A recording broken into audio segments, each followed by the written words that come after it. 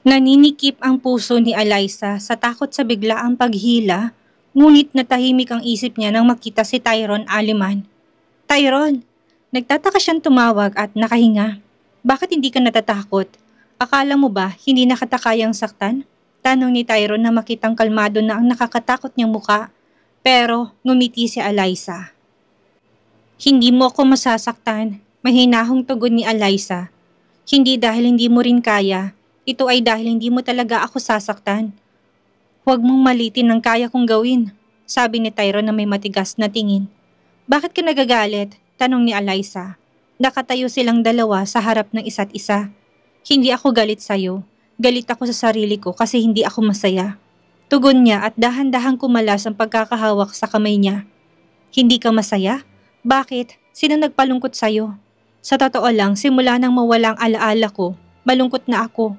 Alam mo ba yung pakiramdam na gustong-gusto mong naisin na naalalahanin ng kahit isang pangyayari na nangyari sa nakaraan pero hindi mo magawa? Nabubuhay ako batay sa kung ano ang sinabi sa akin ng isang tao na nangyari sa aking nakaraan, sabi ni Tyrone. Naiintindihan ko yung sakit na nararamdaman mo, sabi ni Alyssa na naawa sa kanya. Bakit mo ko hinila dito? Ang buong angkan ko ay galit sa akin. Ang lahat ng mga matatanda sa aming angkan ay nagsama-sama ngayon, kasama ang bawat henerasyon ng pamilya Aliman. At sa gitna ng isa sa kanilang mga layunin para sa pag-uorganisa ng biglaang meeting na ito, ay para alisin sa akin ang posisyon ko bilang pinakamakapangyarihang tao sa North Hill, sabi ni Tyrone. Imposibleng hindi siya makaramdam ng sama ng loob dito. Maliban na lang kung gusto niyang magpanggap, inalis din nila sa akin ang kumpanya ko. Parang sanggol na nagsusumbong si Tyrone sa kanyang ina. Kahit na siya ay mukhang malakas at makapangyarihan sa labas, siya ay napakahina at sira sa loob. Niyakap siya ni Alyssa ng mahigpit at may pagmamahal. Habang marahang niyakap siya nito, hinalikan niya ang buhok nito at sinabing, "Hindi ko alam kung bakit nagagandahan ako sa'yo." Humiwalay si Alyssa sa yakap at ngumiti. Hindi ba ako maganda? Sobrang ganda mo na parang natutukso ako magloko sa asawa ko. Sabi ni Tyrone at pareho silang tumawa ng panandalian pagkatapos ay bumalik ang kanilang mga mukha sa dating kalagayan. Pwede ka bang maupo? Tanong ni Alyssa at umupo si Tyrone. Umupo din si Alyssa sa tabi niya. Nag-ring ang phone ni Alyssa at nakitang si Jane ang caller ID. Sinagot niya ito. Dumating ang boses ni Jane.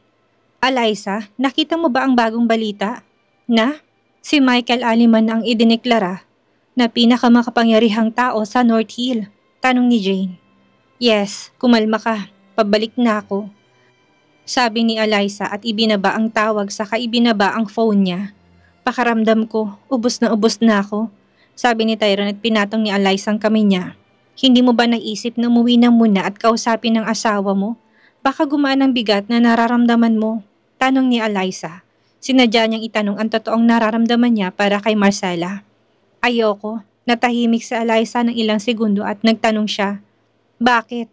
Umiling si Tyrone bilang tugon at sumagot. Ayoko lang. Napaatras siya at tumahimik. Ayoko lang. Napaatras na naman siya na parang may iniisip. Huwag kang mag-alala. Nandito lang ako. Hinaplos ni Alyssa ang likod ng kamay niya at nilingon siya ni Tyrone. Tumingin siya sa mga mata niya at nanatiling nakatitig dito na parang may nakikita sa loob nito. Alam mo ba kung kanino mo nilipat ang pagmamayari ng iyong kumpanya? Tanong ni Alyssa. Hindi. Pinsan mo siya. Anak siya ng kuya ng tatay mo. Paliwanag ni Alyssa. Paano mo nalaman ang tungkol sa pamilya Aliman? Dahil minsan ako ay nagkaroon ng 6 na anak sa isang tao mula sa pamilya ng Aliman, sagot ni Alyssa. Sino yon? Curious na tanong ni Tyrone, hindi ko na matandaan ang mukha niya. Sa tingin ko, one night stand lang yon at sa hindi ko inaasahang pagkakataon, pinalaki ko ang 6 na bata. Sabi ni Alyssa. Talaga? Bulalas ni Tyrone. Nakilala ba ng lalaki ito na naka-night stand mo ang mukha mo? Nakakalungkot pero hindi. Ilang beses ko siyang nakita pero hindi niya ako nakilala. Sabi ni Alyssa, nakangiting mahina. Bakit hindi mo sabihin sa kanya ang tungkol sa mga bata? Kaya mo bang alagaang mag-isa ang 6 na bata? Natatandaan mo ba na sinabi ko na sa'yo na ang 6 na anak ko ay ninakaw mula sa akin ng isang masamang babae? So, bakit ko pa ipapaalam sa kanya ang tungkol sa mga bata kung wala naman sila sa akin? Sabi ni Eliza. I'm so sorry about that. Hinahanap mo ba ang mga anak mo ngayon? Oo, nagsusumikap ako ng husto at konti na lang bago ko sila mabawi. Sabi ni Eliza. Pwede ba akong maging totoo sa'yo? Tanong ni Tyrone na kakaibang nakatingin sa kanya. Sige lang, hindi ka lang maganda, sexy ka pa. Sabi ni Tyrone at namula si Eliza. Salamat. Parang palalim ng palalim ang naiisip mo, Tyrone. Natatakot akong lokohin mo ng asawa mo kung manatili tayo rito. Sa tingin mo, kailangan na nating umalis? Ani Eliza tumayo ngunit nanatiling nakaupo si Tyrone. Tara na o hindi ka pa aalis? Tanong ni Eliza. Iiwan mo ba ako? Tanong ni Tyrone na may malungkot na tingin. Ngumiti si Eliza at umiling. Ayoko lang na lokohin mo ang asawa mo. Hindi ba dapat masaya ako sa asawa ko? Pero bakit ganon? Malayo sa akin ang kaligayahan sa kabila ng pagsasama namin bilang mag-asawa. Kahit na mabait siya pero tumigil si Tyrone. Ang babaeng yun ay hindi mabait. Galit na bulalas ni Eliza ngunit hindi niya yung sinabi. Nasabi lang niya sa isip niya. Masamang babae siya, bulong niya habang nakakuyom ang kamao. Ngayong hindi na si Marcel ang pinakamakapangyarihang babae sa North Hill. Dapat na niya itong kalabanin at mapagtagumpayan ang kanyang mga anak. May sinabi ka ba? Tanong ni Tyrone dahilan para marinig niya ang pag-ungol nito nang makita niyang nakakuyom ang kamao nito. Tumayo siya at naglakad palapit sa kanya. Hinawakan niyang nakakuyom niyang kamao at malumanay itong niluwagan. Saka niya itinaas ang kamay niya patungo sa bibig niya. Hinalikan niya ang likod ng palad niya at sinabing, hindi dapat magalit ang isang magandang babae na tulad mo. Patawarin mo ko kung may sinasabi akong nakakasakit. Hindi ikaw ang nakakasakit sa akin, sabi ni Eliza. Bumuntong hininga si Tyrone. Buti naman, halika dito. Inakay siya ni Tyrone paupo saka sinabi sa kanya. Gusto kong maligo, okay lang ba? Sinadya niyang huminto. Ha? Halos lumuwa ang mga mata ni Eliza dahil akala niya gusto nitong itanong kung okay lang sa kanyang pumasok sa banyo kasama niya. Ibig kong sabihin, okay lang ba sa'yo na mag-isa dito hanggang sa matapos ako? Bumuntong hininga si Eliza at tumango. Sige, maghihintay ako.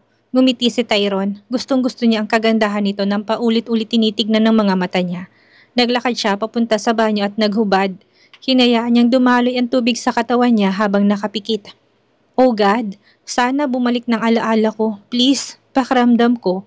Walang-wala ako kapag wala ang mga memorya ko. Mahigpit niyang pinagdarasal, pinipilit ng kanyang utak kahit napakasakit para lang mabawi ang kahit isang bagay na nangyari sa past niya.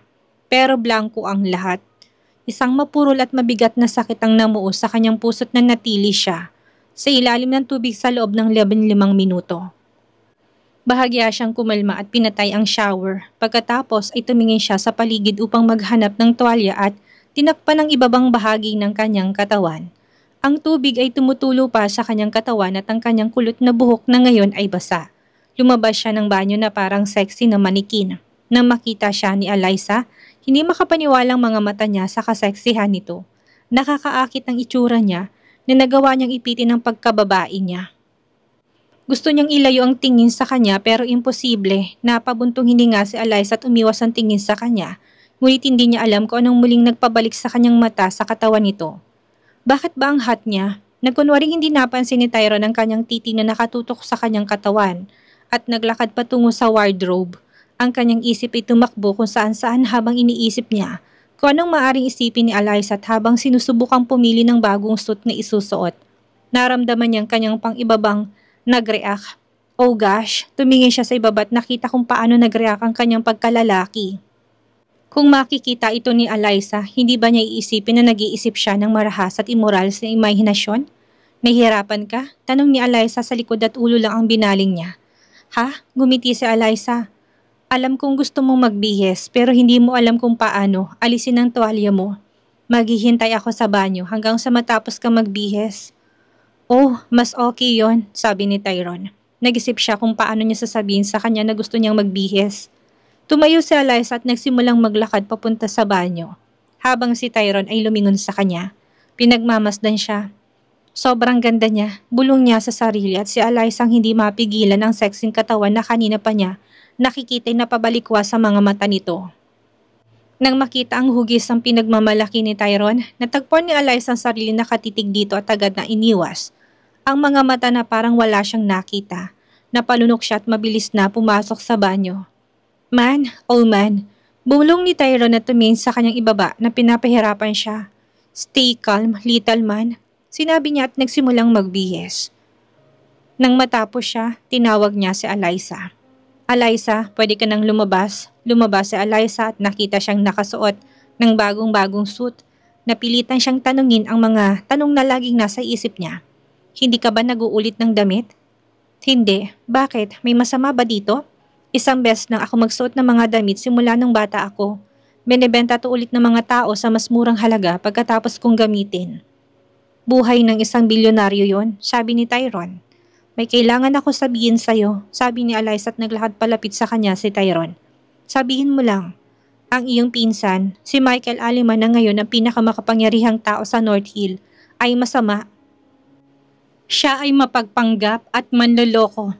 Huwag kang maglakas loob na lumapit sa kanya, please. Okay, hahayaan mo ba siyang mamuno sa North Hill gamit ang kanyang kapangyarihan habang nakaupo ka at walang ginagawa? Paano kung dumating siya para maliitin ka o saktan ka? Tanong ni Eliza. Bakit niya gagawin yun? Sa tingin ko, hindi kami magkakaroon ng alitan. Binigay ko na sa kanya ang kapangyarihan. Bakit pa niya ako sasaktan? Tanong ni Tyrone. Kasi gusto niya ako makuha, bulong ni Eliza. Pero hindi yun narinig ni Tyrone. Tinaas niyang baba niya at sinabi sa kanya, halatang nag-aalala ka sa akin pero magtiwala ka sa akin. Magiging okay ako. Hindi ka ba pwedeng magtayo ng bagong kumpanya? Wala akong lakas na gawin iyon. At hindi ko alam kung kukunin din niya sa akin ang angkan ng Aliman. Magiging mapagkumbaba na lang ako at mamumuhay ng simple, sabi ni Tyrone. At sa tingin mo magiging simple lang ang buhay na ganoon? Tanong ni Eliza. Nilapit ni Tyrone ang labi niya sa labi niya hanggang sa ang mapangakit niyang hininga ay nagsimulang humangin sa mukha niya. Gustong gusto ko ang katotohanan na sobra kang nagmamalasakit sa akin. Ngumiti siya sa kanyang magandang mukha at sinabing, hindi niya ako sasaktan. Umatras si Tyrone at pinuntahan ang kanyang suitcase. Kailangan ko nang umuwi ngayon. Sana magkita pa tayo ulit. Ikaw ang bahala kung makikipagkita ka ulit sa akin, sabi ni Eliza. Ngumiti si Tyrone at maayos na umalis. Naikuyom ni Eliza ang kanyang kamao at hinampas ito ng malakas sa kama. Tyrone, ibalik mo ng alaala mo, sigaw niya. Umakyat siya sa kama at sumilip sa bintana. Nakita niya ang napakaraming magagandang sasakyan. Ngunit nakilala niya ang kay Tyrone at ng kanyang mga tauhan. Pinapanood niya kung paano maglalakad si Tyrone papunta sa kanyang sasakyan. Maraming mga tao mula sa klan ang lumabas na sa VVIP hall at pumasok na sa kanilang mga magagarang sasakyan. Iyon ay pagkatapos nilang batiin si Michael para sa kanyang bagong kapangyarihan. Habang si Michael ay nakatayo sa harap ng kanyang sasakyan at nakikipagkamay sa marami sa mga miyembro ng clan na darating para batiin siya, si Tyrone ay pupunta rin sa harapan niya at bumati. Bro, congratulations sa'yo. Ngumiti pa siya ng mahina. Napangiti si Michael. Alam ng mayor at ng kanyang pamilya kung paano inalis ni Marcel ang alaala ni Tyrone at ng mga bata. Ang mayor ang nagpaalam kay Michael. At yun ang isa sa mga dahilan kung bakit maaring bumalik si Michael sa North Hill para dumalo sa clan meeting. Kung hindi nawala ang alaala ni Tyrone, gaano man biglaan ang clan meeting, alam niya naglakas loob siyang hindi pumunta. Bro, ikinakalungkot ko na natanggal ka sa posisyon mo bilang pinakamakapangyarihang tao sa North Hill. Pakiunawa na hindi ko ito desisyon. Desisyon to ng matatanda. Kung gusto mong bumalik ang kapangyarihan, may bibigay ko ito sa iyo ngayon din, sabi ni Michael. Nagkasala ako sa angkan natin. Hindi mo kasalanan ang lahat ng ito at buong puso kong ibinigay ito sa iyo ng maayos. Sabi ni Tyrone at niyakap siya ni Michael. Maraming tao ang nagulat nang makita silang magkayakap. Akala nila'y magagalit si Tyrone at magiging tinig sa buhay ni Michael. Ngunit ang nakapagtataka ay niyakap pa siya nito. Pagkatapos nilang kumala sa magkapatid na yakap, sinabi ni Michael, Tyrone, kung may kailangan ka, huwag kang magdalawang isip na tawagan ako, okay? Inabot ni Michael ang business card niya. Sure, salamat. Tinanggap ni Tyrone ang business card at inihatid sa loob ng kanyang sasakyan. Napatingin si Eliza habang umaalis siya. Niyakap ni Tyrone si Michael. Ha? Anong uri ng laro ang ginagawa niya sa buhay niya? Dapat nga sinasaktan ni Tyrone si Michael dahil sa pagkidnap sa kanya ng nakaraan. Napaisip si Eliza. Nakatanggap ng tawag si Eliza mula kay Jane at nang sagutin niya ito. Sinabi ni Jane, Eliza, huwag ka munang bumaba. Nandito pa rin si Mr. Michael. Gusto mo layuan ko siya? Alam na niyang nasa North Hill ako, sabi ni Eliza. Alam ko yon, pero iniisip ko lang na masyado pang maaga para ipakita mo sarili mo sa kanya. Sabi ni Jane, naiintindihan kong pag-alala mo, pero sa kanyang bagong kapangyarihan, sigurado akong mahahanap niya ako. Hindi ko hayaan na mahanap niya ako. Magpapakita ako sa kanya at ipaparamdam sa kanya kung gaano ako kalakas ngayon. Sabi ni Eliza, pero hindi tayo kasing kapangyarihan niya, Eliza. Please, huwag ka na munang bumaba. Okay, ibinaba ni Eliza ang tawag at bumaba. Sa pagkakataong ito, pagod na si Michael sa pagtanggap ng mga mensahe ng congratulatory message at papasok na sana sa kanyang sasakyan. Ngunit biglang nakita ng kanyang mga mata ang isang pamilyar at magandang figura ng babae na naglalakad palabas ng pinto ng receptionist. Tumayo si Michael at tinintay na lumiwanag ang mukha ng babaeng figura. Nang makitang si Eliza yon, nagtaka siya kung anong ginagawa nito sa hotel. Dito ba siya nagtatrabaho o lumapit sa kanya si Eliza at ngumisi. Congratulations, Eliza, tawag niya na parang nakakita ng multo. Hindi naman sa hindi niya inakalang makikita niya ito sa North Hill. Hindi lang niya inaasahan dito siya makikita. Huwag kang umarting nagulat ka nang makita ako, sabi ni Eliza. Ngumiti si Michael. Nice to see you again, Eliza. Umalis na si Eliza habang pasimpleng nakatingin si Michael. Nagtataka siya kung bakit mukhang confident ito sa harap niya. Siya ang pinakamakapangyarihang tao sa North Hill. Ngayon pero mukha siyang walang takot. Kinagabihan, hawak-hawak ni Eliza ang kanyang telepono at nakangiti na parang kinikilig. Nagustuhan niya ang kanyang nakikita. Napansin ni Jane ang ekspresyon ng kanyang mukha at nagkomento. Mukhang masaya ka. Tumingin sa kanya si Eliza at tumango saka ipinagpatuloy ang kanyang ginagawa. Biglang lumapit sa kanya si Jane at sinubukang silipin. Ang kanyang tinitingnan na nagpapangiti sa kanya ngunit mabilis na tinakpan ni Eliza ang telepono. Patingin nga niyan, mapaglarong hiling ni Jane. Ayoko. Sinubukan ni Eliza na tumayo pero bigla siyang hinila ni Jane pabalik. Nahulog ang phone mula sa kamay ni Eliza papunta sa kama at mabilis tong kinuha ni Jane at tumakbo patungo sa isang sulok ng kwarto. Natawa siya nang makitang Insta page ni Tyrone. Huling-huli na tinitingnan ni Eliza ang pictures ni Tyrone. Tumawa si Jane at binalik sa kanya ang telepono. Masaya ka na? Tanong ni Eliza. Mahal na mahal mo pa rin siya, sabi ni Jane at walang sabi-sabing ngumiti lang si Eliza. Mula nang makauwi si Eliza, hindi niya maiwasang isipin ang imahe ni Tyrone na nakatapis lang ng tuwalya at hindi niya maalis sa isip niyang imahe ng malaking sandata nito. Kaya pinilit niyang tignan ang kanyang Insta page para maglaway sa kanyang hot pictures.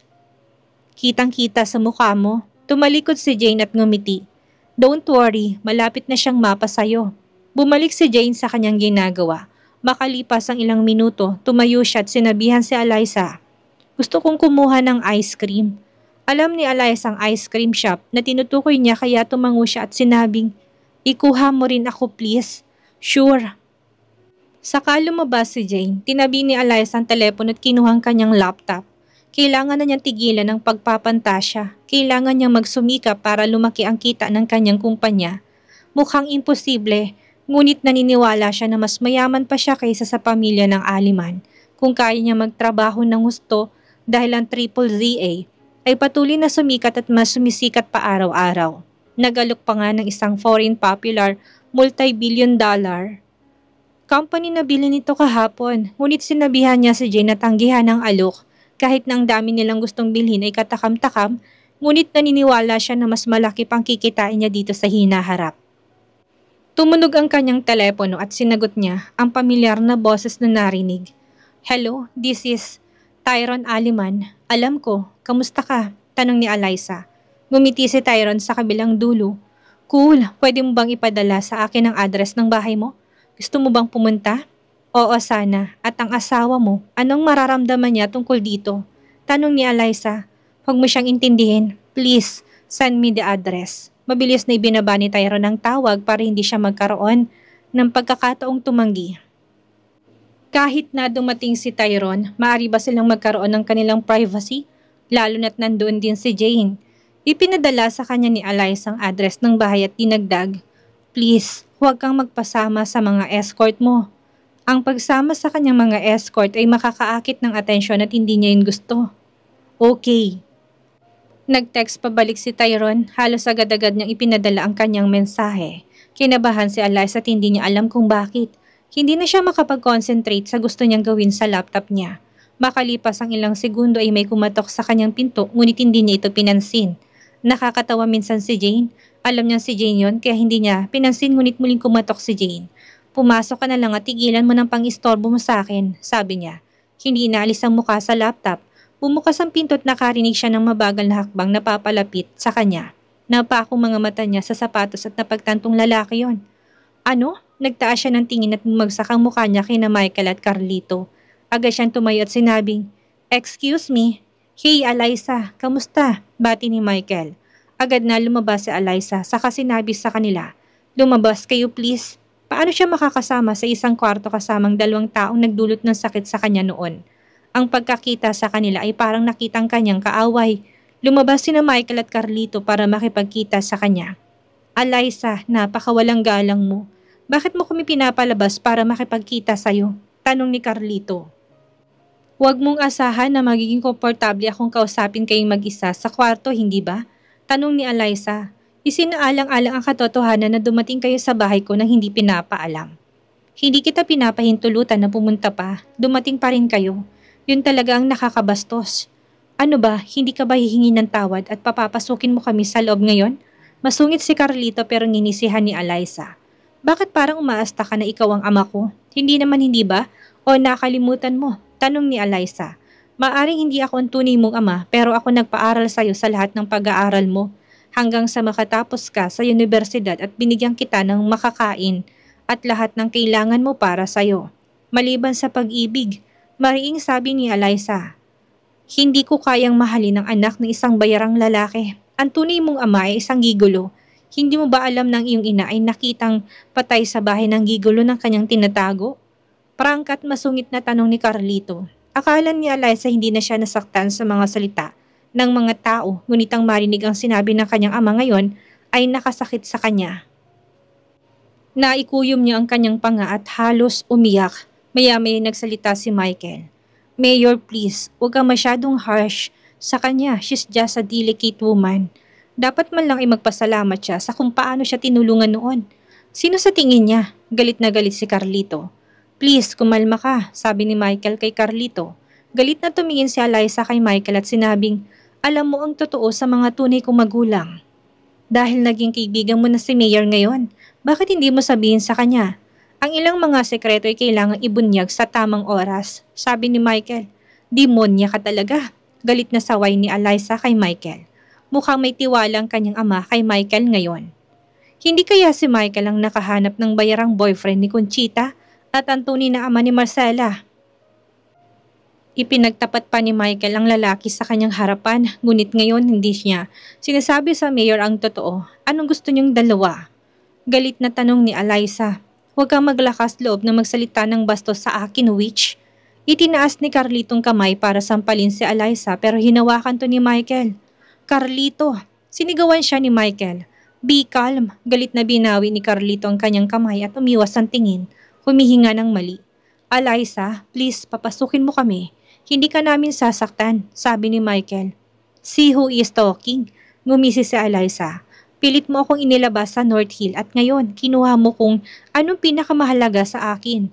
Maaari kitang tulungang maibalik ang lahat." Kalmado si Michael. "Nung huling beses na tinulungan mo ko, pinagsisihan ko yon. Keep your help to yourself. Ngayon tatanungin ko kayong dalawa. Ano bang ginagawa niyo dito?" "Eliza, dahil inamin mo na hindi mo ako tatay, edi ibalik mo sa akin lahat ng halagang ginastos ko sa'yo. Simula nang mamatay ang mama mo hanggang makatapos ka sa university." Biglang sabi ni Carlito. "Kaya ba pumunta ka dito?" "Anyway, sabihin mong halaga't ibibigay ko sa'yo," sabi ni Eliza. "Ano ba? Akala mo ba makakalkula ko yon? Sobrang dami nun. Kailangan mo kong bayaran," sabi ni Carlito. Pero paano kita mababayaran kung hindi ko alam ang eksaktong halaga? Tanong ni Alyssa. Saglit na umubo si Carlito at sinabing, tingnan mo si Michael, hindi ako bulag. Nakaramdam ng pagka-insulto si Carlito, pero binaliwala niya ito. Si Michael na ngayon ang pinakamakapangyarihang tao sa North Hill. Kahit bagong panganak na baby, alam yan. Ano naman, nakakaramdam si Carlito na gusto niyang suntukin sa mukha si Alyssa. Dahil sa pagiging bastos niya sa kanya, ngunit nag-iingat siya at nagpatuloy. Bayaran mo ko sa lahat na nagawa ko sa iyo sa pamamagitan ng pagpayag na maging asawa niya.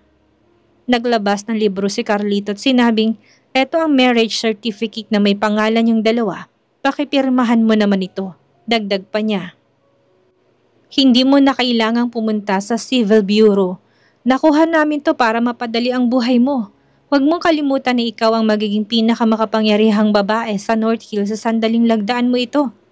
Ano ang gagawin ni Alyssa sa ginawang kabayaran ni Carlito sa lahat ng naitulong nito sa kanya? Pirmahan kaya niya ang marriage certificate para maging asawa ni Michael?